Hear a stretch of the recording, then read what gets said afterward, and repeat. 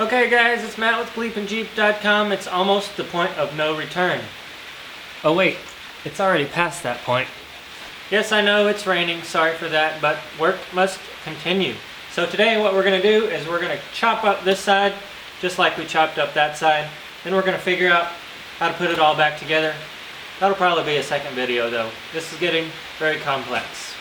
Dangerous and aware of my surroundings, constantly improving, fit I am surviving, push my thumb behind the eye, carefully remove the wires, clean my wounds to the side, I'm alive and I'm dangerous. So let me try to explain real quick what we're doing. First of all, we're going to have a 2x6 1/4-inch rectangular piece of steel running through here for the skidder, I guess you could call it, the rock slider. Okay, and then we're going to have a what they call a boat side, kind of a semi boat side.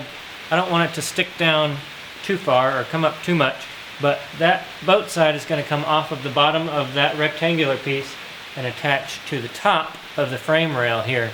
So that's going to give me as much clearance as possible. So it's going to come in like that, and over here, what I've done is completely chopped the rear quarter panel off along with the wheel well, and we have rotated it. We're going to bring the back end of this Cherokee to a point, or as close as I can get it to a point. So what that means is we have to modify the frame or the the unibody frame and cut that all up, narrow the rear end. And so we do have a lot of work here. The reason I'm doing that is to be able to put bigger tires for one, but also the narrower you are, the less obstacles you have to avoid. So especially in the rear end, the rear end of a Cherokee is very large. So if we get that as small as possible, we can get around those tight turns and trees and whatnot. So let's get to it. So I've decided that this is the height that I want my rock slider to be, right here. So I'm going to trace that around best as I can.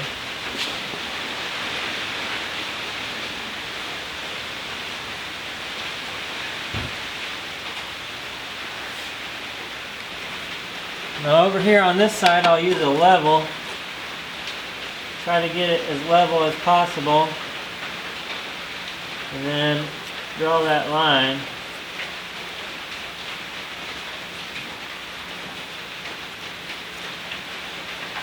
Of course, sometimes it's better just to eyeball it.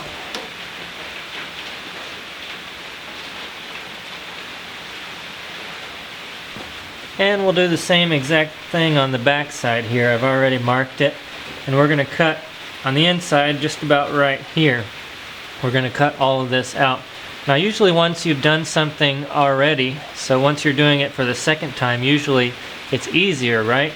Well, in this case that's not true, because I'm having to duplicate it exactly as I did on the other side.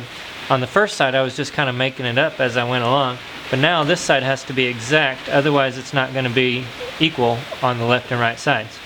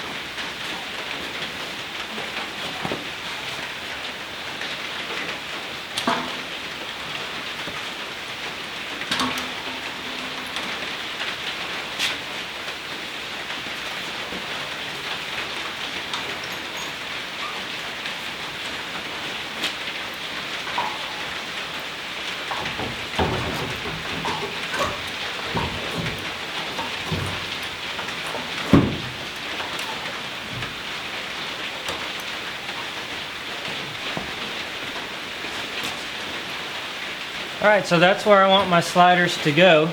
It fits perfectly. Everything lines up. It's all fine and dandy up top, but take a look down here. So here's the problem. The floor is actually lower than the rocker. So if I were to take this off-road like this, eventually I would hit a rock right here and it would crush the floor in. Now I could fix that by going down and around, maybe taking a piece of a plate and doing a boat side from here to here, but that eliminates a lot of the ground clearance that I just saved. So what I'm going to do is cut out the floor completely and raise the entire floor all the way from here, from this angle here, all the way to the top of the frame rail. So to do that, I'm going to cut as far as I can over here on the floorboard, and that's this line right here. It's probably hard for you to see, but that is where the floorboard meets the unibody frame rail. So I'm going to cut right there. I'm actually going to cut it from the top. It'll be a little easier on me. And there's some other things I need to get rid of up there as well. So while I'm cutting that, I also need to think about the edges.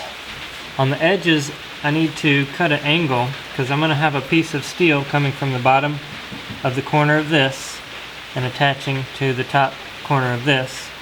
So I need to cut this kind of rounded edge at a straight line.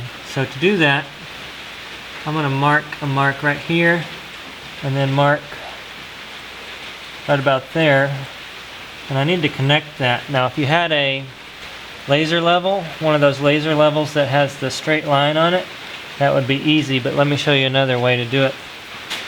So we can also use a spotlight. So I've just got a flashlight over there. Now take your square or something straight. I'm going to put this end right there where the shadow lines up in the right spot, and the other end where the shadow lines up on that spot. Now once I get it lined up on both ends, it's just a matter of tracing that shadow line, and even though this is a rounded edge, it's not going to be a straight line. It kind of is a rounded line too, so this really helps out.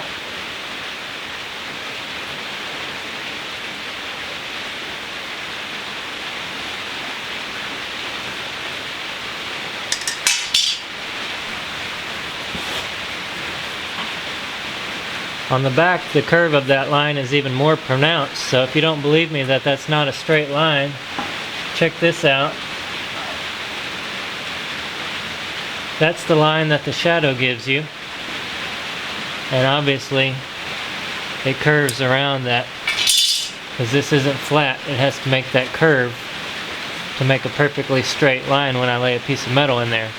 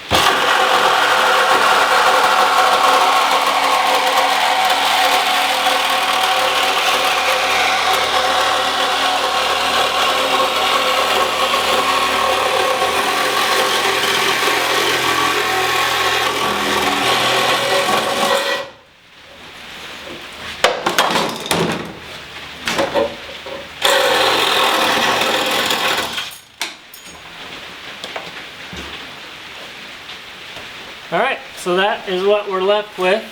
Matches the other side perfectly. Next I'm going to cut the wheel well and rear quarter panel off as one section.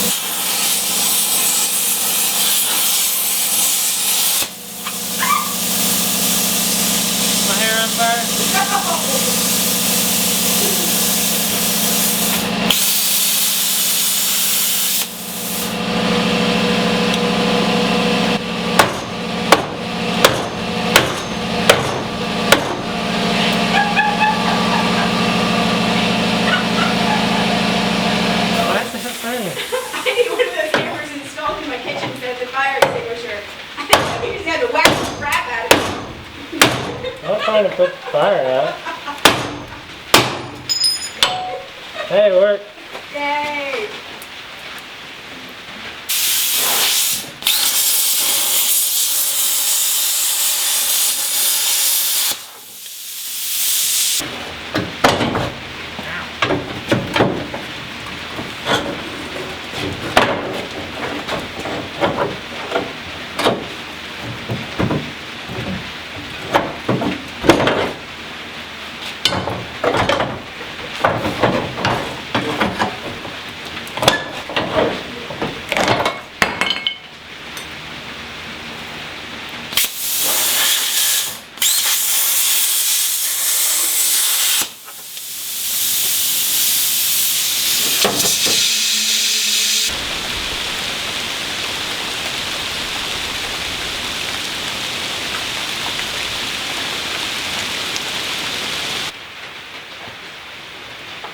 Alright, so check it out. Now I know it may look like I just chopped away at this thing without much thought, but I've actually put a lot of thought into where each cut is going so that this thing will go back together and hopefully still look like a Cherokee when I'm finished. So the next thing I need to do is cut the rear of the Cherokee here and keep the frame somehow. So I need to make this into a triangle sort of. And then we're going to take the quarter panels and wheel wells and just sit them back on top and weld it all back in. Take a look at this.